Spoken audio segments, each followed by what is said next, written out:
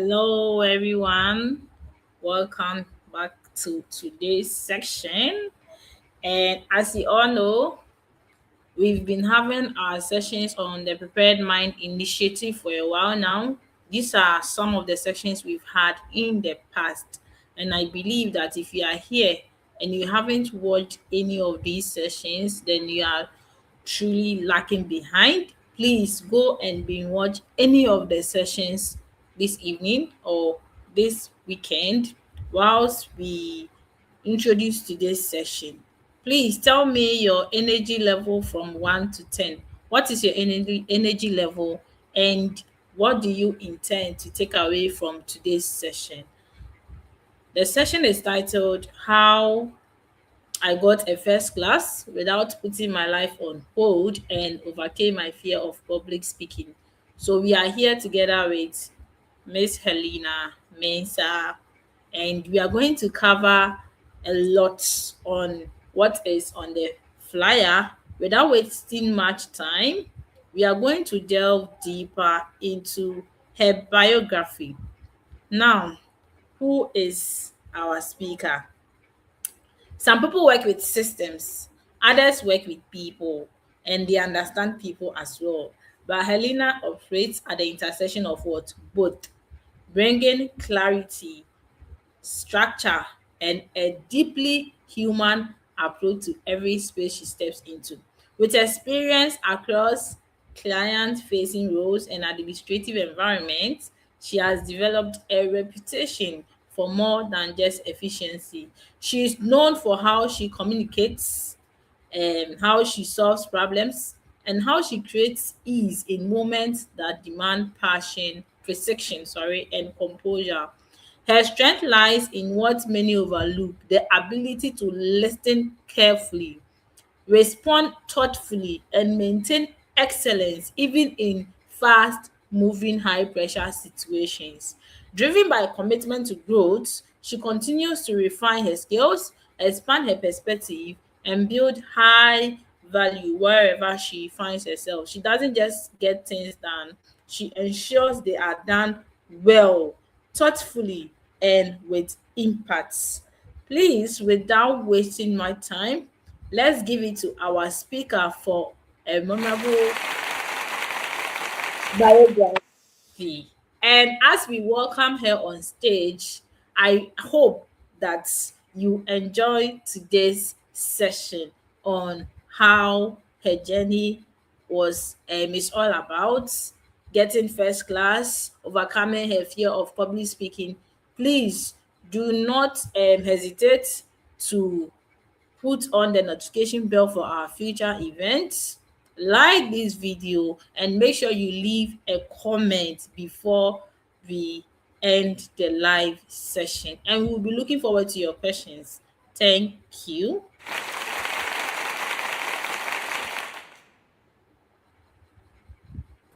So the stage is yours. Thank you so much. Thank you so much. So, good evening, everyone. Good evening once again. I believe I am audible enough. Can I be heard, Fari? Yes, please. You are very audible. Oh wow, that was actually a remarkable, a remarkable biography about myself. I really do appreciate that. So, without wasting much time, of course, I will just delve right into today's topic. As rightly said by Fari, our topic for today is how I, Helena, overcame actually achieved my first class at the University of Cape Coast without putting my life on hold, and also how I overcame my public speaking abilities. So tonight, I'm going to be very brief about it and go straight into the slides. So after the slides, then we can have like a chit chat, a one-on-one conversation before we end everything or before we bring everything to an end. So where do I even start from? Let me start from the top. So once again, my name is Helena Efo Mensah, and I am a recent graduate of the University of Cape Coast, where I earned a first class degree in mass communication. So, like many students, I actually entered UCC with a sense of fear and uncertainty. I often questioned whether I truly belong there. Like, I actually questioned it before I entered UCC. Especially, I have heard a lot of rumors that even the brightest students, the most intelligent students on UCC campus struggled. So, when serious academic actually started, no, let me go back a little bit. Before I entered UCC, or when I entered UCC, then I think it was around the COVID-19 period. So I entered UC in 2021. When I went, the lecturers were on strike then. So we, the students, were made to wait for the lecturers to come. And there was no way we had to go back home. We're supposed to stay on campus and wait for the lecturers to come. So that is how everything began. Even at that time that I entered into UCC, and least I forget, I got Adeshe Hall. So I don't know if any of my viewers is actually an addition hola. Hey Royals, we are glittering. So yeah, when I got admitted into UCC and especially into the most eloquent hall on campus, please you can argue with your phone. Addition Hall, it was quite challenging. Like I said, I always fear that will I be able to make it on UCC campus, especially with these rumors that everybody is saying UCC is stressful. UCC they write quiz on Sundays. UCC they go to lectures or they go to lectures even at 10 p.m. I mean, I was just contemplating, and especially me being the very first person in my family to enter the university, and then also a university of competitive choice like UCC, I really struggled. Like for my first semester, it was a hell. So now let me just continue from there. So when serious academics actually began, I managed to finish my first semester with a second class honor. I think that is a bit commendable, but I wasn't happy with myself. I tell you, the pressure I had to go through before I was able to even come up with that second class honor for the first term or the first semester, it wasn't easy at all. So at that stage, I was simply, let's just say, at that stage, I was just simply testing the waters. And to see how things would actually work for me on UCC campus. So, you know, around this period, that is when I can say confidently that I have tested the waters and I've seen what would actually work for me.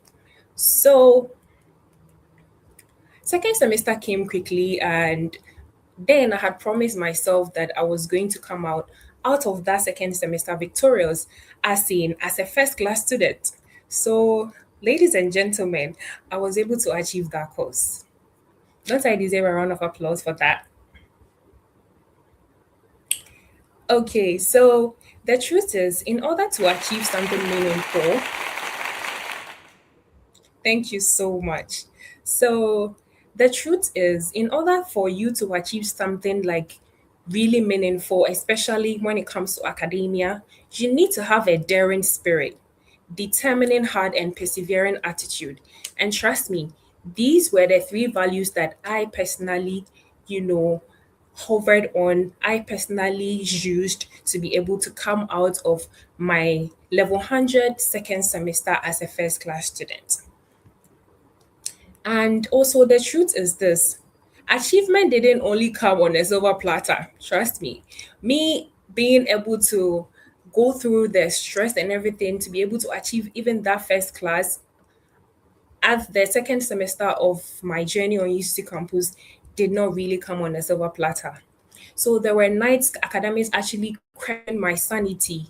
It forced and stretched me beyond my own capabilities. But giving up was never an option because clearly, like I mentioned from the beginning, I am like the first person in my family to enter the university. So obviously, giving up was never an option. So gradually to my second semester, like I said, I had now studied UCC system and I had mastered the easiest strategies to easily make all A's. I then decided to venture into the political space at UCC. Then I stood for the secretarial position for the Faculty of Art Students Association, which everybody knows, like the abbreviated form to be FASA. In fact, that contest too was really, really tough. This wasn't because I was not intelligent nor confident enough. In fact, I stood unopposed. And so that should have been much easier. But the truth is, it wasn't easy at all. This is because for me, going into politics was never part of my plan on campus. Like, nah. So from the inception, my plan was just to be a shark, to actually beat the stress on campus and to make my father proud. Like, okay, I'm the first person to enter the university, so all I've got to do is to make my father proud. So entering into politics was something that actually came by, should I say, by chance, I should say, yeah.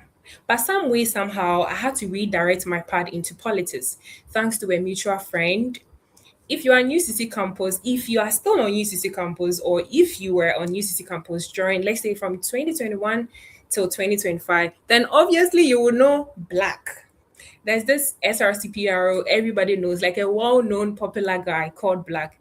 And every time I talk about my journey on UCC campus, I do not go off without mentioning his name, because even my political journey began with he coming to me and say, "Hey, I see your potential and I think you could do better. So why not go for that forms and then fill it out for the FASA secretarial position?" And I did. And ladies and gentlemen, I was able to come out.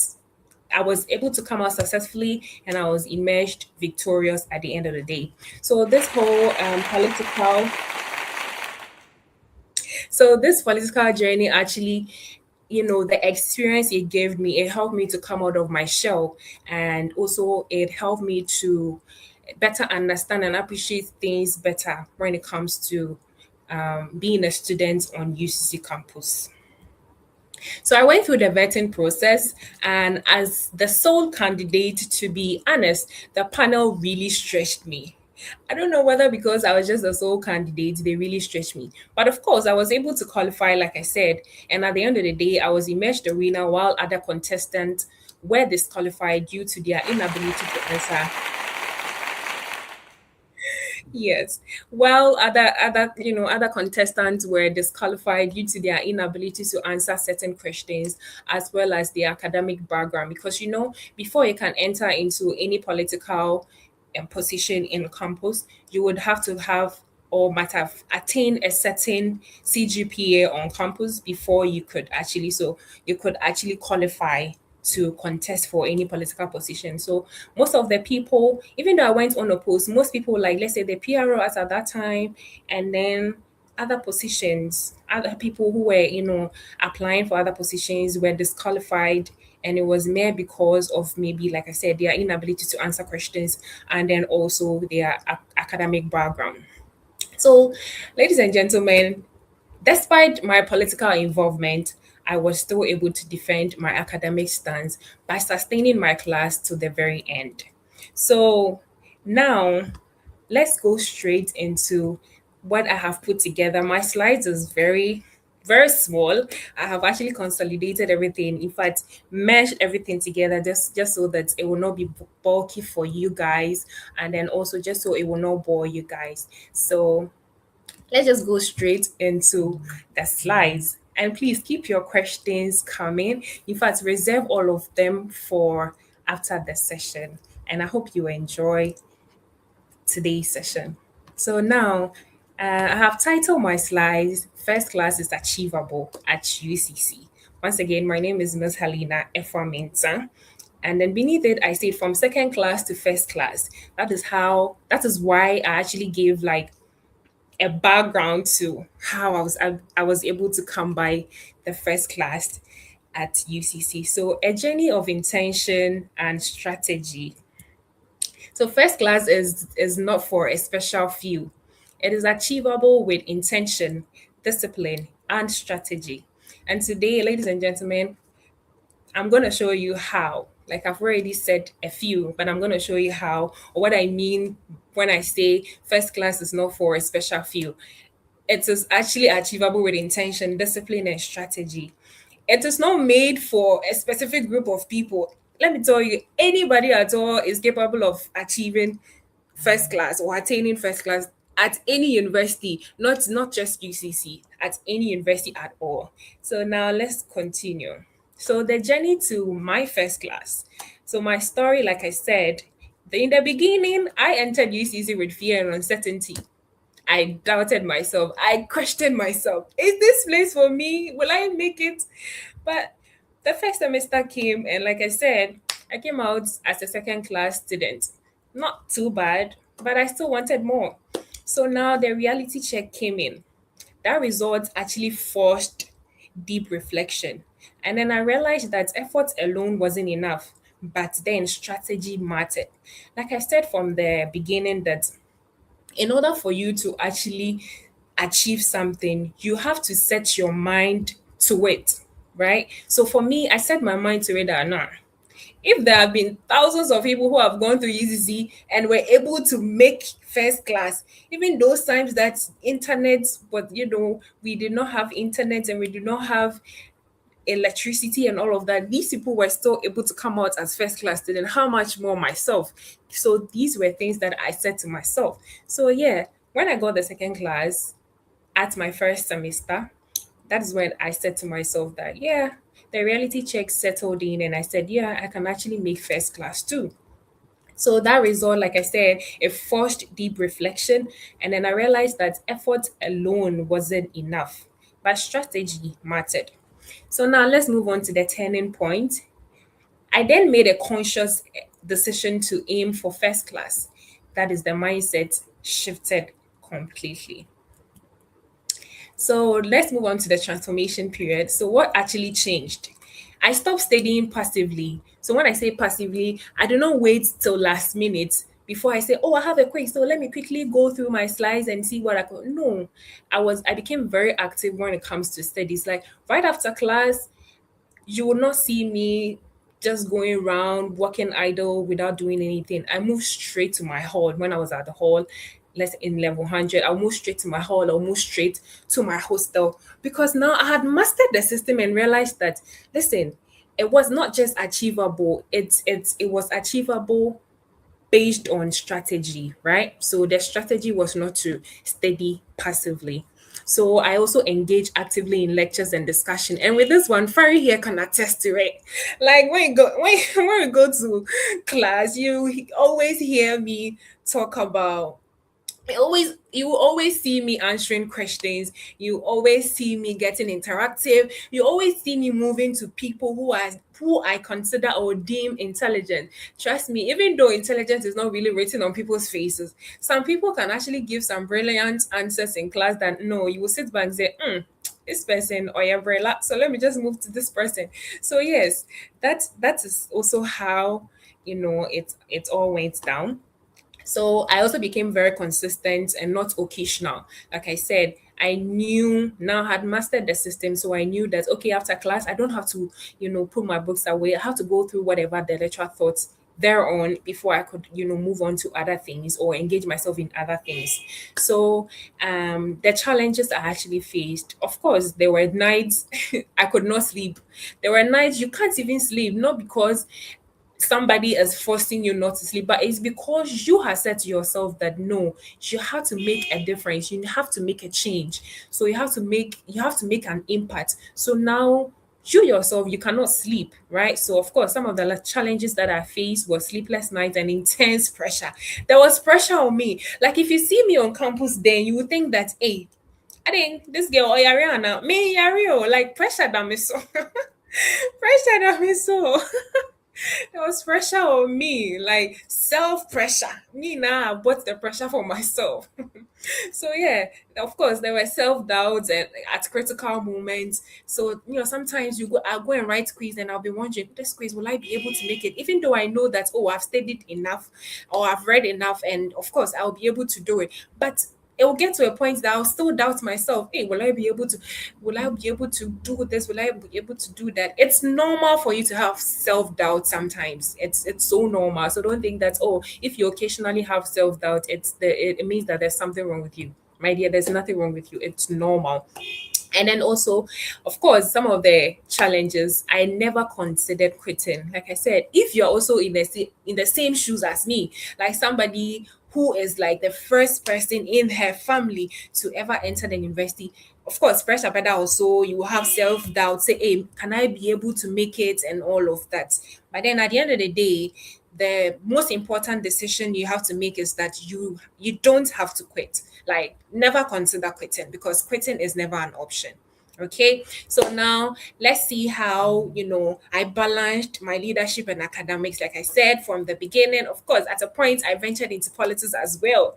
All these things I was doing, I never put my life on hold because I wanted to attain first class. So how did I even balance academics and leadership going into politics? UCC politics, it's more than national politics. If you know UCC politics, you will know that it's more than national politics. But of course, I went through that, and yeah, I was successful. So I contested for the faculty secretary, that is the Faculty of Art Student Association, one of the biggest faculty on campus. We have about 19 departments embedded in that faculty, and secretary being a secretary at that faculty level, you could tell the pressure that comes with it. You are serving a lot of departments, so that alone had its own challenges. But of course, I had set my mind towards a specific target, and there was ain't no way I was going to backslide. So yeah, and I structured discipline. Despite responsibilities, I created daily structure, protected academic goals without compromise. So with that, what I would say about it is that, of course, even though I contested for that and the pressure was really high, sometimes you have to go for campaign, sometimes you have to go for early morning meetings. Sometimes early morning, I'm at lecture, and then my president will call me, Helena, you have not given me the last minute, the last meeting's minutes. Can you please write a letter to the VC? Can you please write a letter to this person seeking for sponsorship? Like, the pressure was not, it was not on the floor, like seriously. But I still persevered because I have set my mind towards a specific target. So now let's move on to the four key strategies that I actually leveraged on. These are like my own personal strategies that I leveraged on for first class. So the first one I would like to share with you guys is attendance. Like, do not jeopardize attendance. On UC campus, don't say that you are the smartest person, you are the most smartest person, so I'll sleep at my hostel, I'll not go for lectures.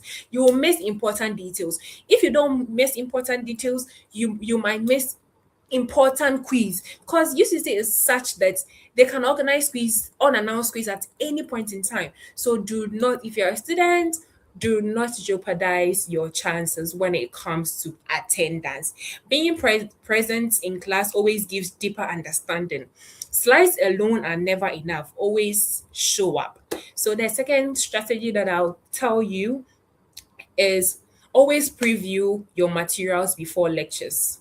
Follow better, ask smarter questions, because preparation builds confidence. The third thing I would share is ask questions and participate. Like I said, me, dear, everybody on campus knows that I'm a talkative. If I go to class and I don't ask questions, then it's not me. So sometimes the day I'm quiet, my friends will be wondering.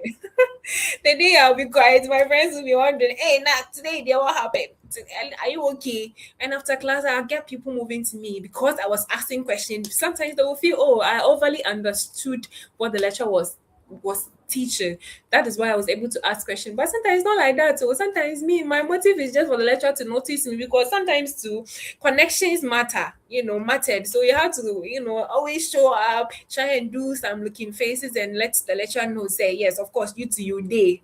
So that is, how come myself and Fari even met. So that's a story for another day, you guys. So yeah, always ask questions though, and be active, participate, because engagement actually improves retention.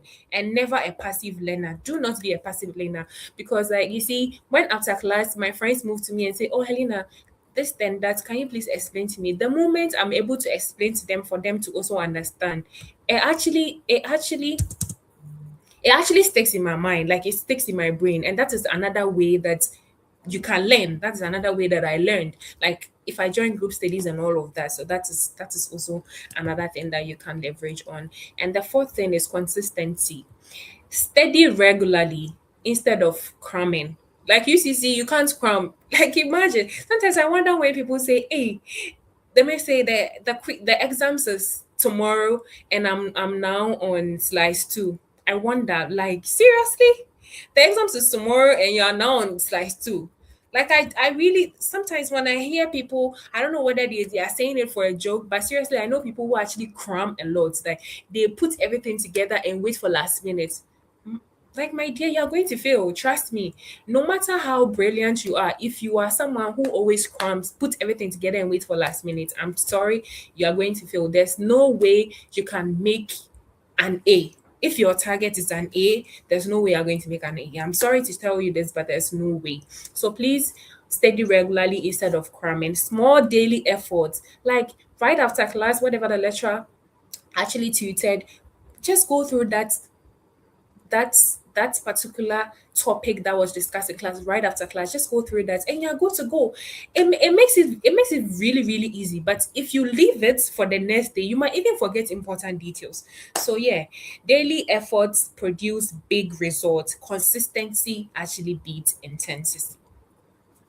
So three things to avoid, of course: never procrastinate. On easy campus, if you are somebody who is a fan of always procrastinating, oh, I'll read the slides tomorrow. My dear, by the time you realize they are writing a quiz and you have not even read a thing, which means that you're automatically going to fail. So you do not have to procrastinate. Most people say that there's this, generic, I don't know whether it's a jargon that they used to say that procrastination is a thief of time. But you know what I say? I actually say that procrastination is a thief of success. It is not a thief of time. Because if you're somebody who always procrastinates, okay, I'll do this later. And by the time when the later comes, you're on TikTok, you are scrolling. Then instead of you to actually let go and do another thing, my dear, it is your future. It is your future that you are putting on the line. It's your future that you are actually trying to mess with. So avoid procrastinations at every cost if you're a student trying to aim a first class at any university at all and not just UCC. Because when you delay tasks, it creates pressure on you, right? So now imagine you have a quiz tomorrow and you have about 150 slides and you have not even read slides one. How are you going to go about it? Of course, I know there are so many avenues you can, summarize everything, but somebody who actually takes time to read slides one to slides 150 will be able to understand it better and answer questions to the best of the lecturer's knowledge, lectures abilities, and pass with ease rather than somebody who just consolidates everything, sends it to a certain chat box to summarize everything. You would never get the full understanding of what the topic is trying to imply. Okay, so please, delaying tasks creates mounting pressure. It mounts pressure on you. It's good for you to start early to stay ahead, and time is your greatest asset. Don't waste it. Like I said, like the generic term, the whole thing, the whole I don't know what's that jargon that people have been saying, that procrastination is a thief of time. Time is not on your side. Don't think that, okay, at this point, okay, I'm just in level 100, so let me just right now I'm in second class upper, let me just relax. When I get to level 300 second semester, that is when I'll man up, that is when I'll show my powers. Hey, it no go work. Oh. I'm telling you for free, it no go work. So please, it's better for you to start early. Do not waste your time. So another thing that you have to try as much as possible to avoid is limit your social media time and unnecessary outings. Like, I'm not saying that do not go out. I'm not saying that don't scroll through social media, but know when to do that. Of course, if you have important things scheduled, if you have strategized your time very well, you will have time for all of that. Of course, there are so many times myself you will see me Netflixing because I know I have done the needful. I know I've done the most important thing. So doing maybe scrolling through social media or watching Netflix at that point in time is just like a bonus or a free time for me, and it doesn't affect anything. So know how to, strategize your time, strategize yourself, position yourself in a way that you could do all of these things and it wouldn't affect you at the end of the day. So the third thing is negative mindset. Don't underestimate or fear any course. Don't say, oh, come skills, yeah, say English. Hey, English, mama, when you're FR, report on the bedrock, you 1.1. And I want to you will see that you see that you really messed yourself. Like, do not underestimate any course. One thing that I learned on UC Campus is that no course is easy and no course is actually difficult. It's a balance. It depends on you, the individual, right?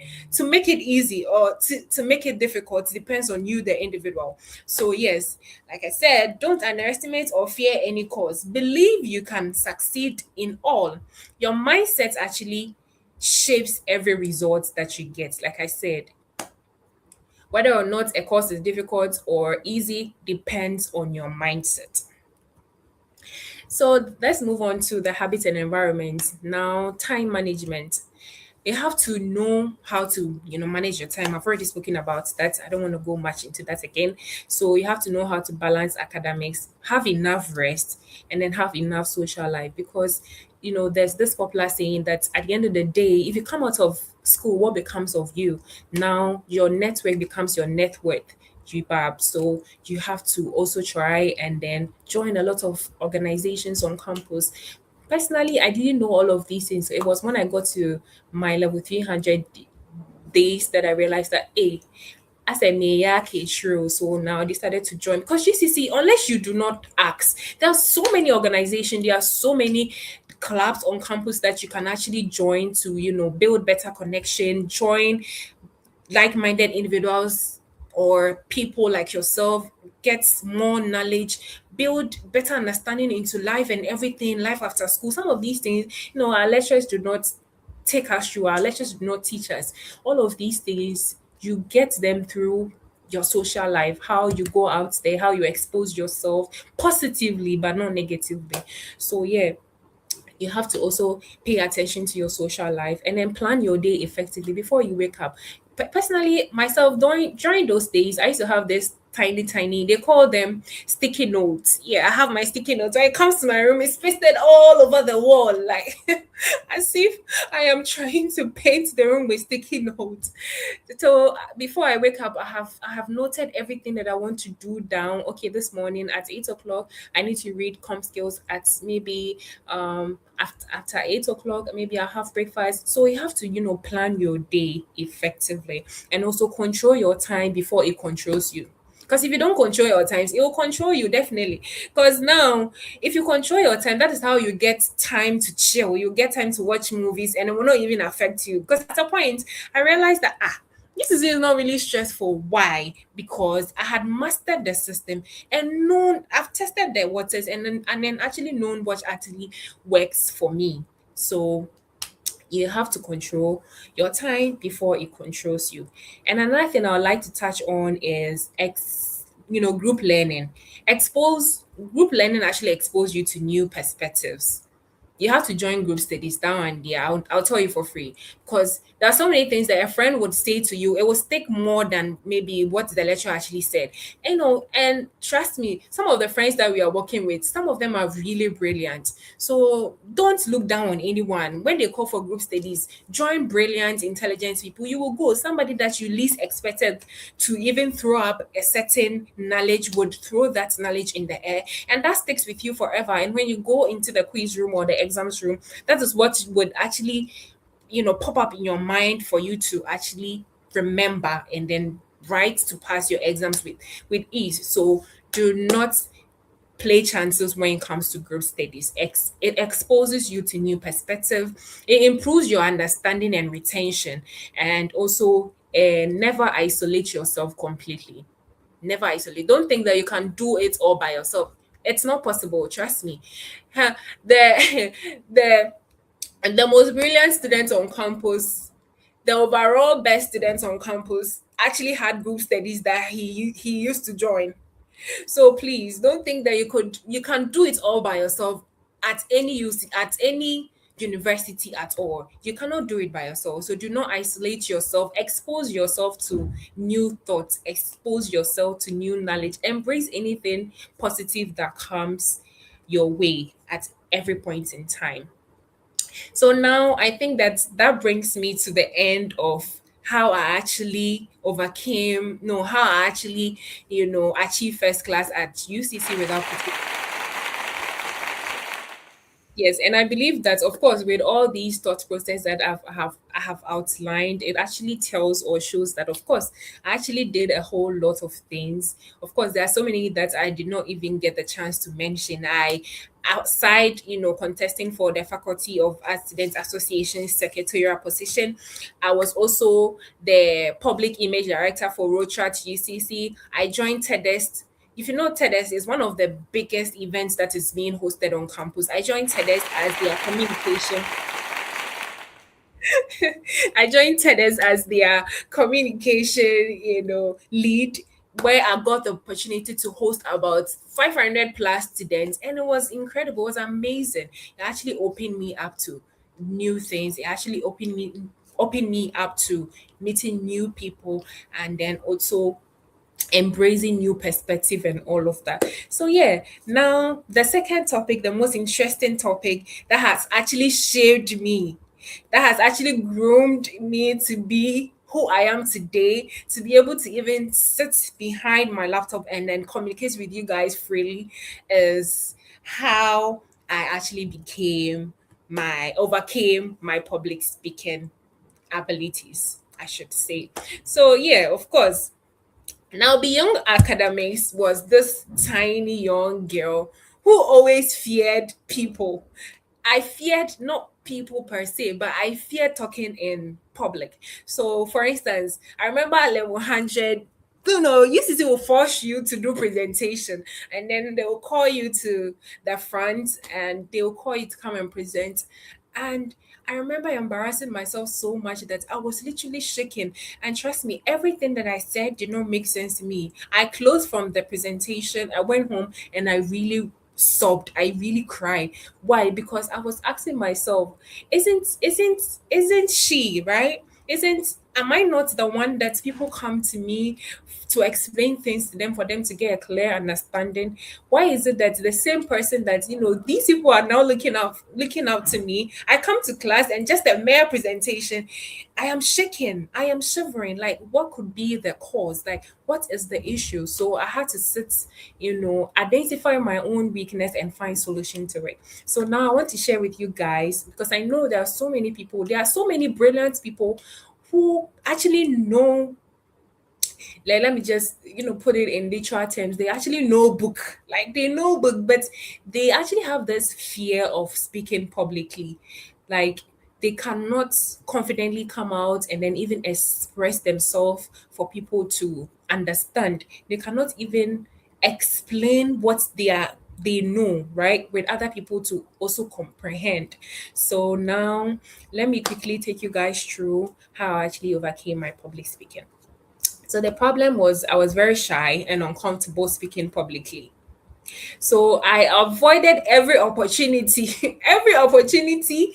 So from level 100, every opportunity, even if it's church, that would say, oh, hi, hello, can you please read, let's say, a specific Bible verse for us? I will try and avoid. So because of that, I always want to sit at the back of when they say, okay, can somebody read a certain verse or something? I try to, hide my face in my palm and all of that. Because why? Because I was trying to avoid every opportunity, because I was very shy and I was very uncomfortable when I'm being called upon to talk to people publicly. So I knew I had to overcome it. So what approach did I use to overcome it? So I started small. Of course, I practiced in front of my friends. So for instance, the first time I had the opportunity to MC an event on campus, I promise you, it was like a month interval to the particular program. I think my very first big event that I emceed on campus was the TEDx University of Cape Coast event, where I think it was about climate change. Then our licensee had to call me and say, Helena, I see a lot of potential. I was like, "Ah, which potential are these people actually seeing that's me I'm not seeing? They are seeing potential that I'm not seeing. So which potential? So, the alliance called me and said, Helena, I see the potential in you. So I would like for you to host. So I started with a podcast on LinkedIn, climate change. And then I did excellently well. I'm able to express myself. I was like, wow. So even with the podcast that I hosted on LinkedIn, before I go on air, I would practice in front of my mirror how I would introduce my speakers, how I would, introduce the panel and everything. I had to constantly practice. So what am I trying to say? I started small, practiced in front of my friend, took on my political role, and then my political role actually forced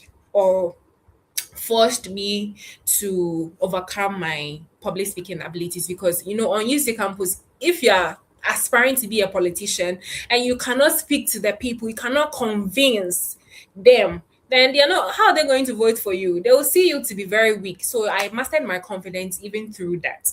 So, and the results, of course, I was able to through that I was able to build confidence, because preparation before speaking and positive self talk actually made all the difference.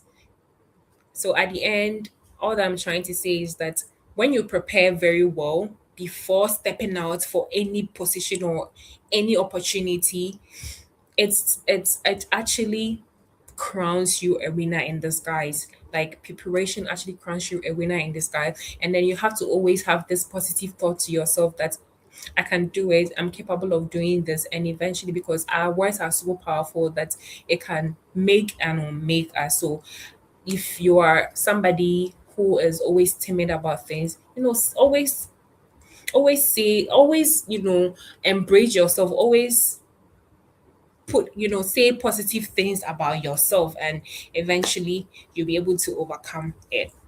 So now what it takes to overcome public speaking. One is to be disciplined. Show up every day, even when it's hard.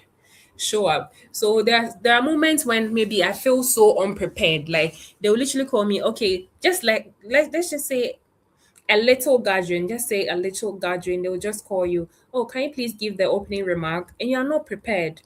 But at that moment, you have to just show up and then do it anyhow you want to do it, because you never know. It's the little things that actually matter. So anyhow you go about it, just go about it. Don't be shy. Just no matter how uncomfortable it might be, just go ahead and do it your own way. So be disciplined, show up every day even when it's hard, stay consistent, because small actions done repeatedly actually creates big outcomes. And I actually believe that everyone here actually agrees with me on this. And also believe in yourself. Your mindset is your most powerful tool. And then also, of course, while doing all of these things, if you're a student, aim for the highest value, which is the highest thing on UCC campus, is to aim for first class, because it is achievable. It is yours to actually earn. So you guys go ahead and drop your thoughts in the chats. If you have any question, don't hesitate to ask. And my final note to all of you, to every student watching me today, even if you're not a student, maybe you might have a sister or a brother at the University of Cape Coast or any university at all. My final words to you is that if I, right, the very first person in my family to enter the university with a whole lot of uncertainties and doubts and and everything that you can think of, especially the rumors about UCC students that the brightest students struggled and all of that, could move from a second class to a first class, then of course, my dear, you are also capable of achieving first class. Thank you so much for your time and for actively listening to me. I hope I was able to deliver excellently and you were also able to take one or two from my presentation. Thank you so much.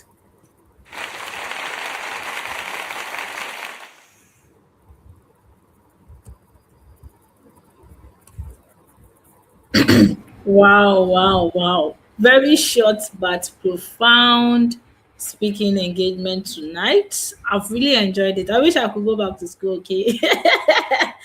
I wish I could change the hands of time and do things differently. But then you are here, you are watching this, you are listening.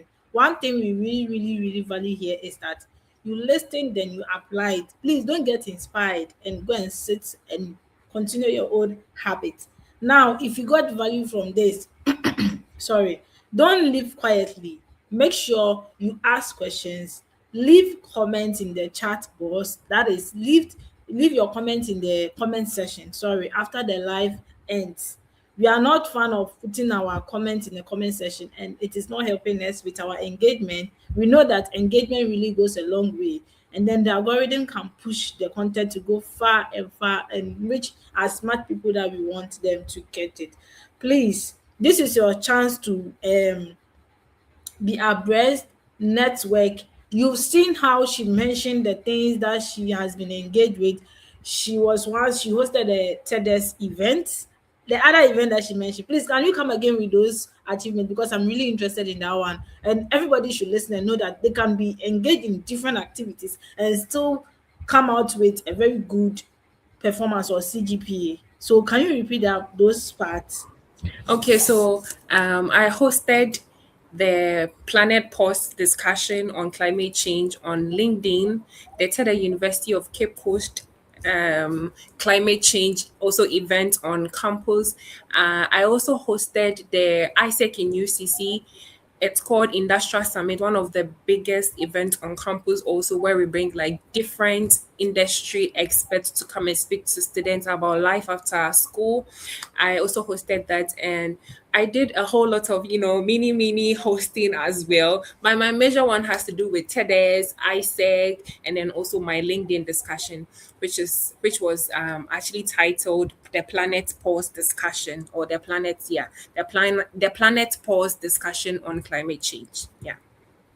Thank you so lovely, lovely, lovely. I have a personal question that I believe would be beneficial to those out there. What do you think you would you how do I put this question?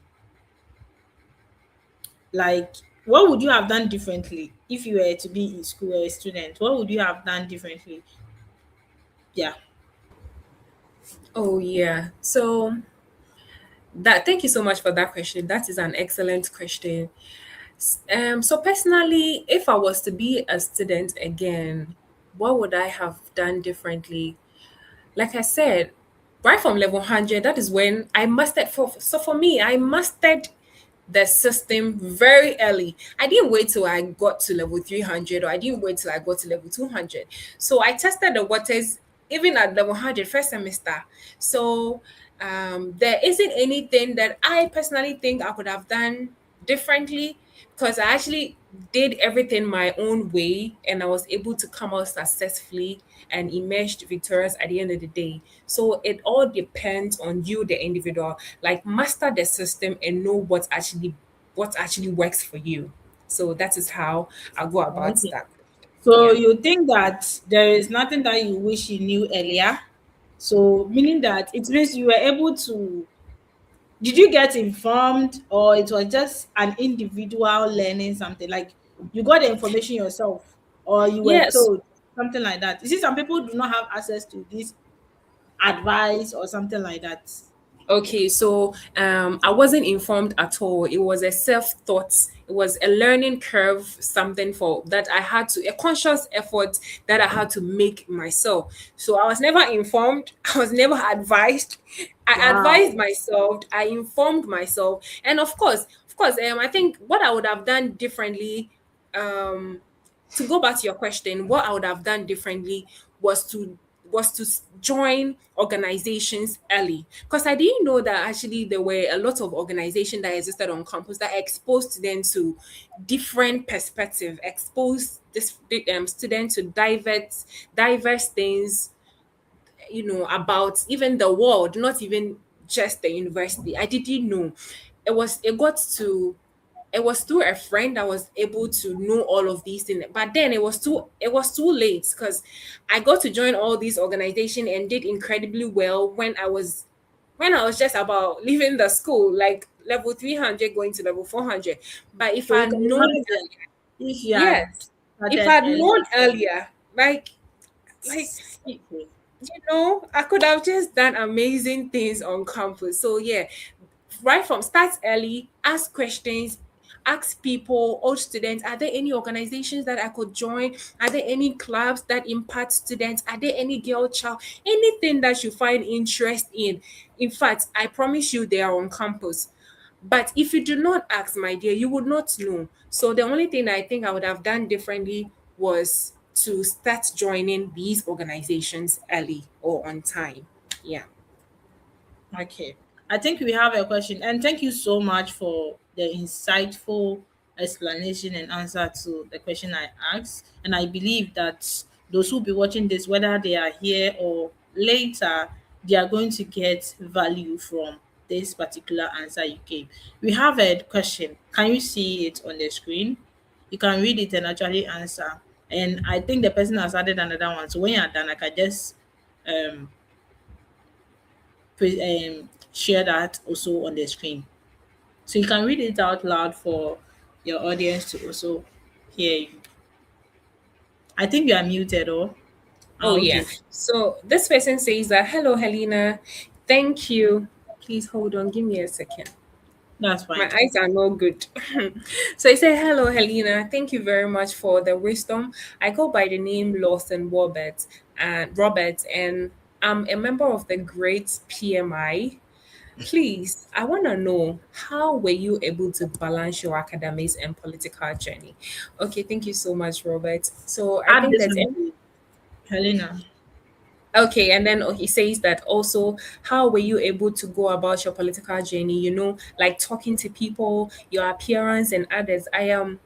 I am an aspiring student politician, so I'd really love some guidance. Thank you. Okay. That is quite interesting and very easy. It's straightforward. So, how was I able to balance academics? So let me take you back to balance how I actually balanced my leadership and then my academics together. So, like I said, then I have mastered the system. So it all depends on you, the individual. I had mastered the system. So so there was no way, and also you have to be very diplomatic about how you go about things on campus. Like, let's say you are a student politician, let's say you are a secretary, right?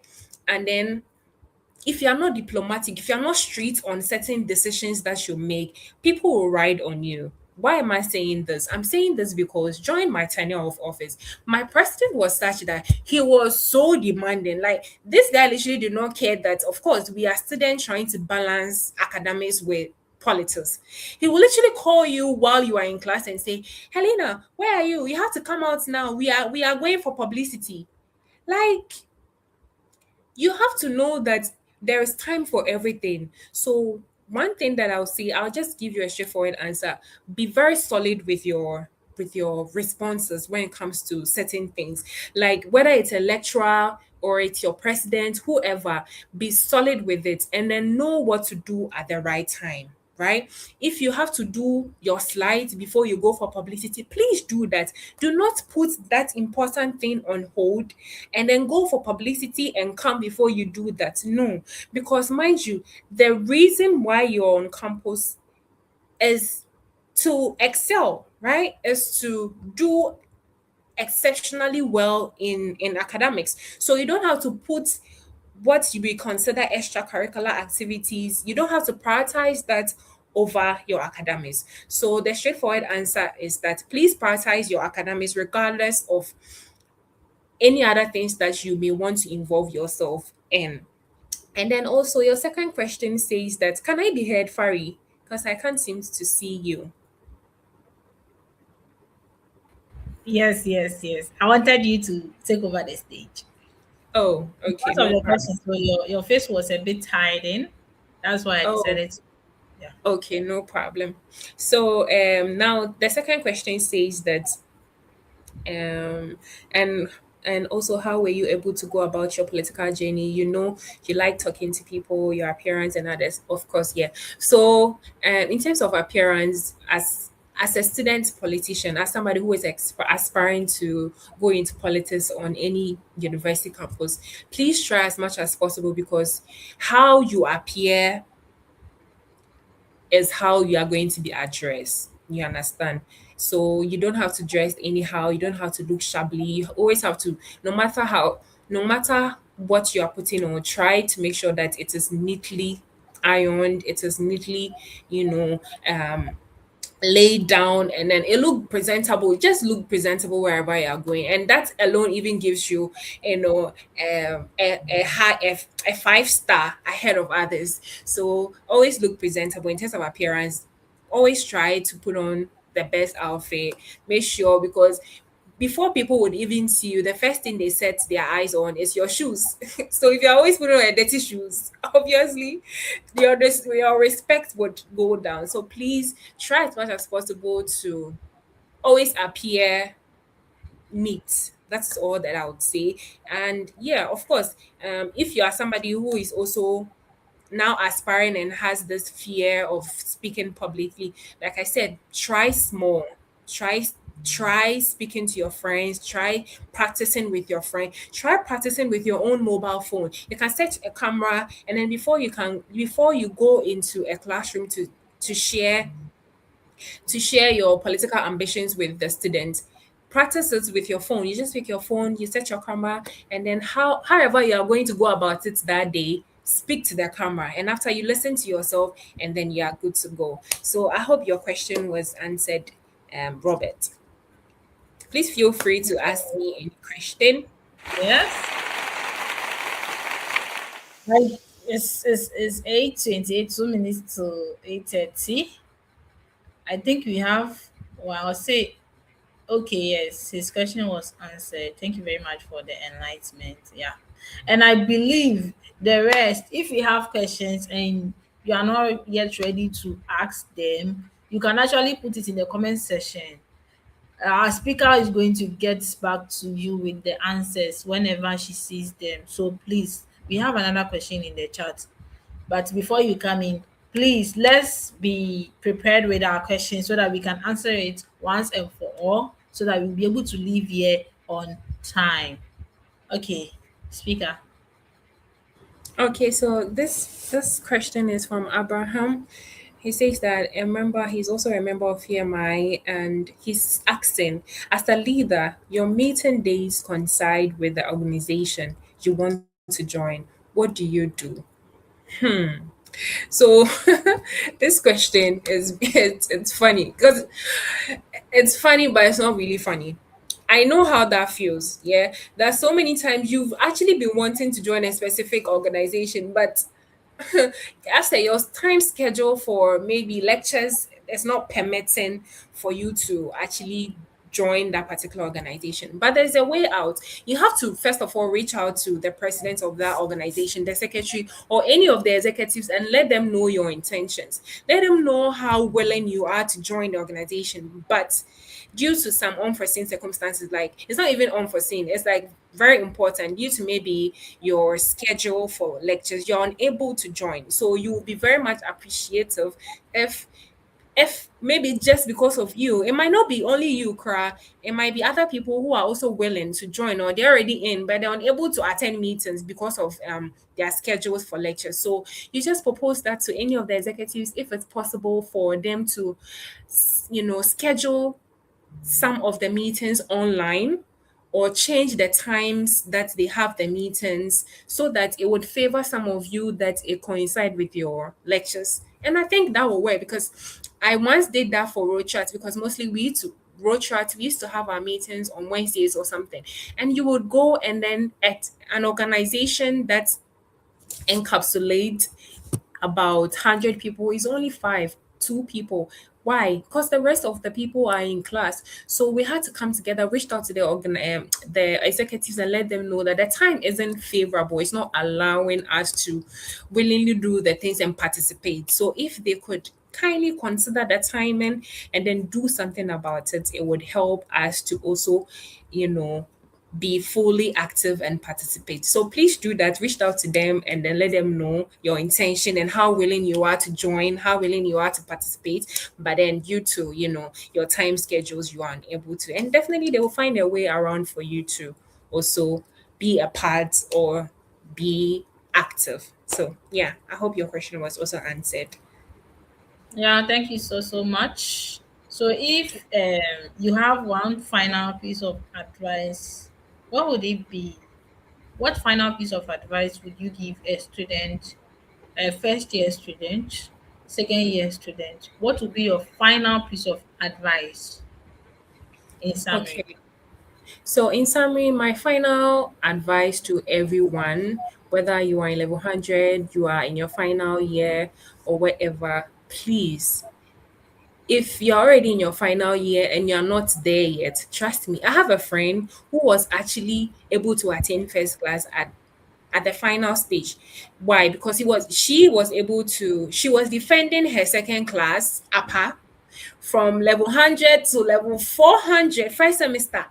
So it was only one course that actually made a difference for her to make 3.6, which is a first class. So if you are in your final year, it is not too late for you to make that first class. And then if you are in level 100, my dear, this is the time for you. Please start early. Don't say to yourself that, oh, like I mentioned, first class is only for a specific few. It is for everyone. So please do not limit yourself. You are also capable of achieving whatever that you set for yourself. If it's the first class that you want, please, it is never too late for you to achieve that. So, yeah, this is all that I would like to share with you guys. My final words to you is that it's never too late. Start early and don't think that you are not capable of achieving whatever you set your mind on. You're actually capable of everything that you set your mind on.